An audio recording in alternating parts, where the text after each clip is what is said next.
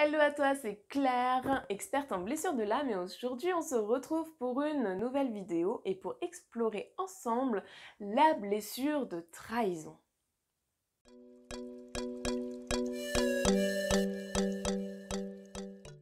Alors cette blessure de trahison naît avec le parent du sexe opposé, donc si tu es une femme ça va être avec ton papa et si tu es un homme ça va être avec ta maman.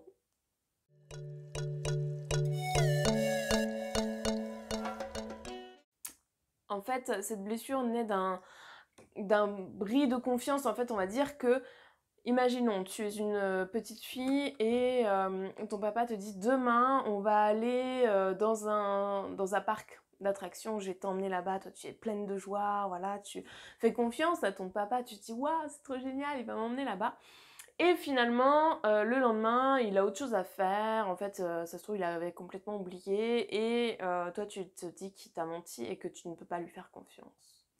Donc ça peut être sur un épisode, comme ça peut être sur plein de petites choses où tu auras estimé en tant qu'enfant qu'en fait, tu ne peux pas faire confiance à ton parent. Ou ça peut être aussi l'image que tu as du parent, c'est-à-dire que moi, en tant que petite fille, j'ai une certaine image de mon papa et j'estime qu'il doit remplir les cases de l'image parfaite du papa. Et du coup, s'il ne les remplit pas, eh ben, c'est comme si je ne pouvais pas lui faire confiance en tant qu'autorité masculine parentale, en tant que parent du sexe opposé, tout simplement.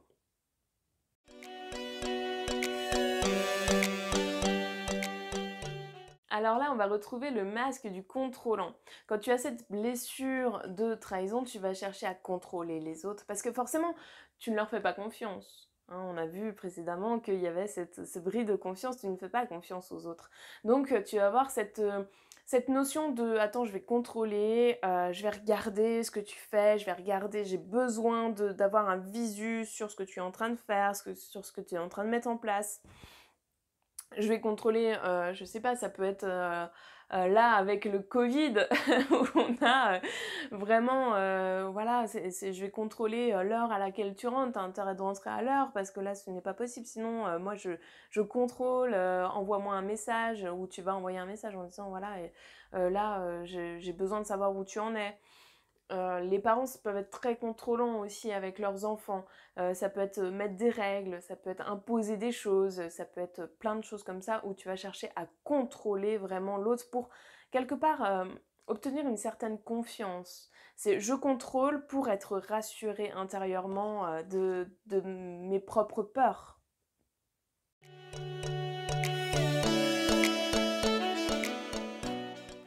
Et vu qu'on parle de peur, la peur de la blessure de trahison, c'est la séparation.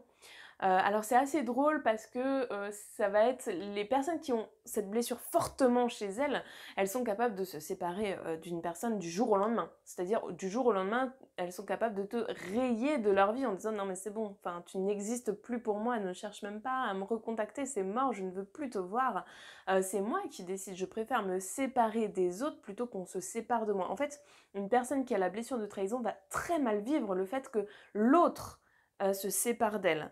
Ça va être quelque chose qu'elle va véritablement avoir du mal à accepter et vu que c'est sa plus grande peur, elle va être vraiment très dans la peine, dans la remise en question, dans des choses assez lourdes et douloureuses en fait, dans la douleur, voilà, et dans la souffrance. Donc la plus grande peur de cette blessure, c'est véritablement la séparation.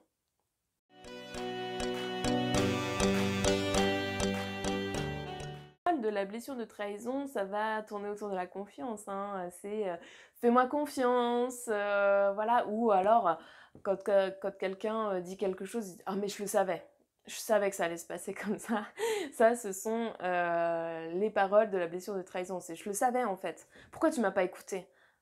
Et là, on va tout de suite avoir une remise en question de la confiance que tu vas avoir envers l'autre, en fait. C'est toujours lié avec cette confiance. C'est fais-moi confiance. Je suis la seule personne à tes yeux. Ce sont des personnes qui sont imposantes, hein. En général, elles vont imposer leur voix. D'ailleurs, si je parle de parole, si tu discutes avec une personne qui a cette blessure de trahison, tu vas tout de suite sentir qu'elle va monter au niveau de sa voix, qu'elle va essayer de montrer qu'elle a confiance en elle et que ce qu'elle dit c'est vrai et c'est fais-moi confiance, j'ai forcément raison, j'ai raison. Elle va parler de tort et de raison. Vraiment, beaucoup, beaucoup, beaucoup. C'est tu as tort et j'ai raison. C'est pas le sens inverse, hein. Elle va avoir du mal à admettre ses torts ou quand elle va admettre ses torts, elle va dire oui, mais quelque part j'avais quand même raison. Ou alors, c'est j'admets mes torts, mais pas toi, hein. Toi, tu n'admets pas tes torts. Du coup, on va repartir dans une discussion où on va avoir cette notion de tort ou de raison, de contrôle même avec, bah voilà, si on revient avec des enfants, c'est j'ai raison parce que je suis le parent et toi tu t'écrases parce que tu es l'enfant. Mais ça va être pareil en société, ça va être pareil avec dans une entreprise en fait. Si la personne se sent supérieure, enfin elle veut se sentir supérieure à toi, elle va chercher à t'écraser avec les paroles ou avec des choses. Je vais montrer que j'ai un ego plus fort que toi, que je vaux mieux que toi, et je vais le dire, et je vais le dire de plus en plus fort. Il faut que tu m'écoutes. Ça peut être dans des discussions d'entreprise où tu remarques que la personne, elle hurle à la fin parce qu'elle veut se faire entendre et comprendre des autres. Donc là, si on parle véritablement de paroles, déjà rien qu'au niveau de la posture, tu le remarques quand elle va voilà, vouloir avoir raison et vouloir avoir le dernier mot. Dans une conversation, c'est ça. Même par message, tu peux dire bon bah bonne journée, alors que la personne a dit voilà à plus, toi tu écris bonne journée, l'autre elle va te répondre bonne journée à toi aussi, parce qu'elle veut avoir le dernier mot. La dernière phrase, le dernier point, ça sera pour cette personne qui a cette blessure de trahison. Elle choisit vraiment et c'est elle qui décide.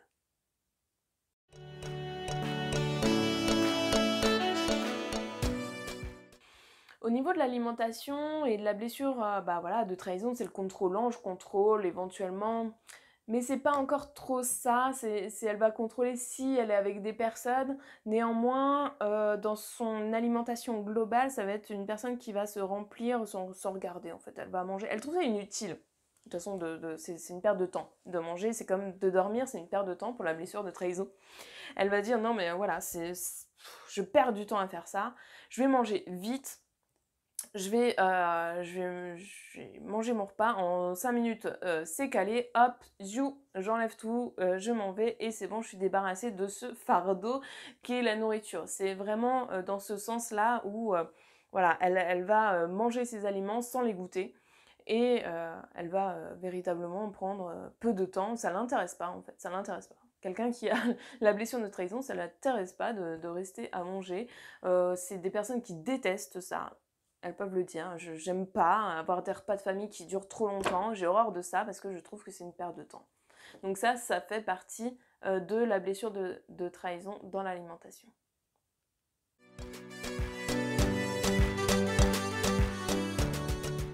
Donc au niveau du chakra, on va être dans le chakra plexus solaire, ce n'est pas étonnant puisque le chakra plexus solaire, c'est le centre des émotions et c'est là où on retrouve la colère et éventuellement cette confiance en soi. Hein. On est véritablement dans cette confiance en soi. Quelqu'un qui a cette blessure de trahison n'a pas du tout confiance en elle, même si tu pourrais croire d'extérieur que la confiance en soi c'est ça. Non, ce n'est pas ça du tout. C'est-à-dire qu'elle n'a absolument pas confiance en elle et c'est d'ailleurs pour ça qu'elle a ce comportement. Et c'est pour ça aussi que ça touche pleinement le chakra plexus solaire qui est vidé de toutes ces énergies, qui est dans les énergies négatives et qui va ressasser des choses un peu compliquées et dures et qui va être dans le manque de confiance, le manque d'amour et qui va pas redistribuer au chakra cœur du coup. Hein. Donc, bien prendre soin de son chakra plexus solaire avec cette blessure de trahison.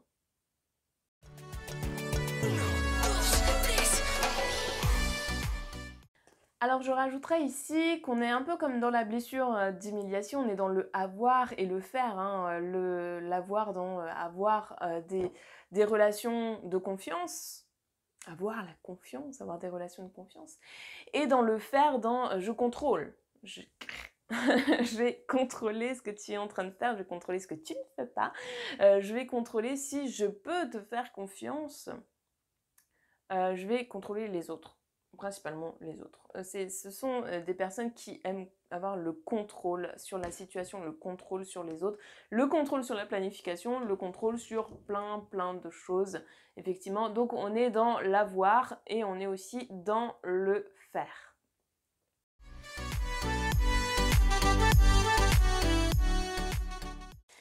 Alors, pour guérir de cette blessure de trahison, je sais que c'est une blessure qu'on a du mal à reconnaître, enfin, disons, à reconnaître comme l'accepter. On peut la reconnaître en disant oui, c'est tout petit.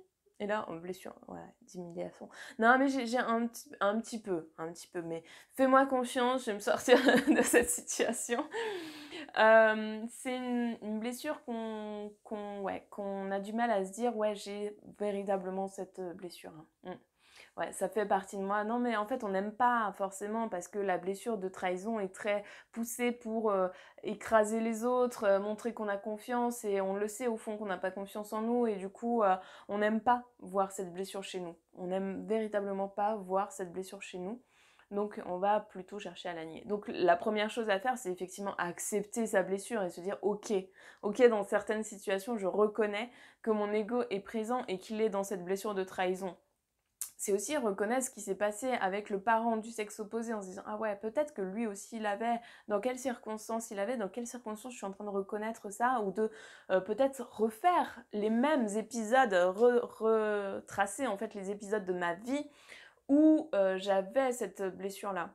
Enfin, où il avait cette blessure-là et qu'il l'a retransposée sur moi et que j'ai ressenti aussi l'utilité d'utiliser cette blessure, tout simplement par mimétisme.